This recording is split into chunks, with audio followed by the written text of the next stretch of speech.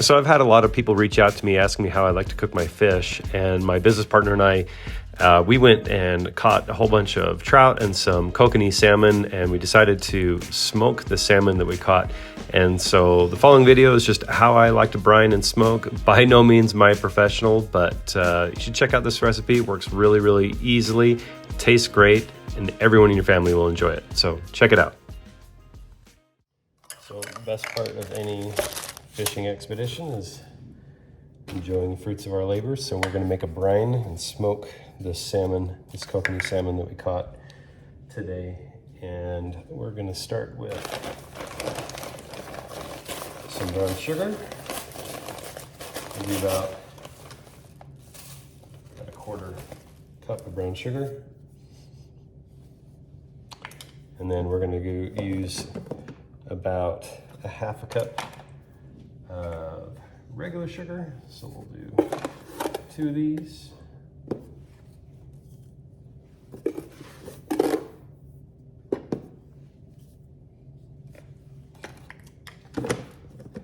And then, of course, we're going to need some salt. And so I've got 2 different kinds of salt here. This is some Hawaiian salt that's left over that I'm just going to go ahead and use that. I'm going to do about 3/4 of a cup of salt. So I'll get that kind of measured out. That's most of it.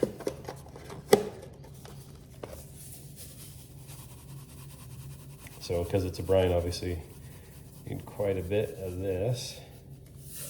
We'll get that in there. And then we're going to do about 8 cups of lukewarm water. No major science to this. Just do what you think feels good. But this is a brine that I think works really well. And then I'm going to let this soak overnight. And then, oh yeah, we need honey too. About 1/4 of a cup of honey. And let's do that one here.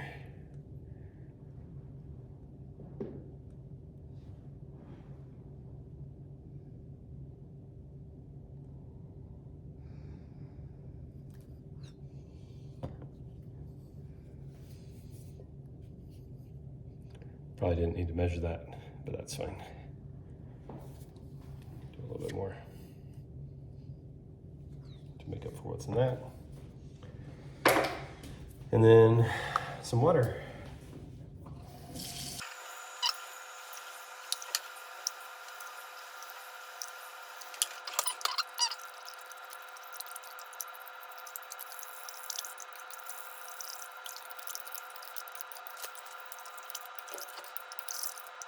Last, of course, we need our fish, and I think it's important to note, I didn't mention it, but when you're doing a brine, use a non-metallic dish. You don't want to use something metallic because the brine is going to interact with that in really bad ways. So just glass is really good. And then the other thing I'm going to do is once I get the fish in here, I'm going to put a plate on top of it because it tends to rise, and I want that fish submerged the entire time.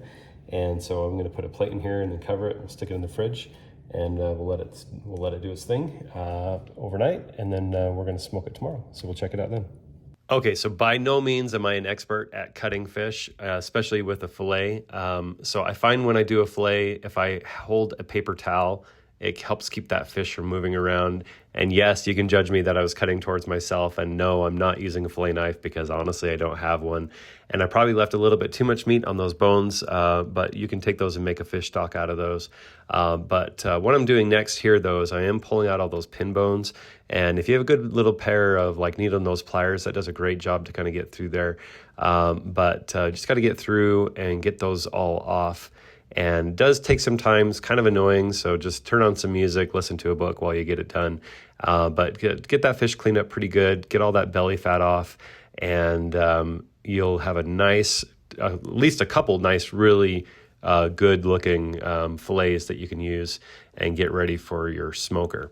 I like to do a cold smoke, so when I did my cold smoke, I did it at 180 degrees.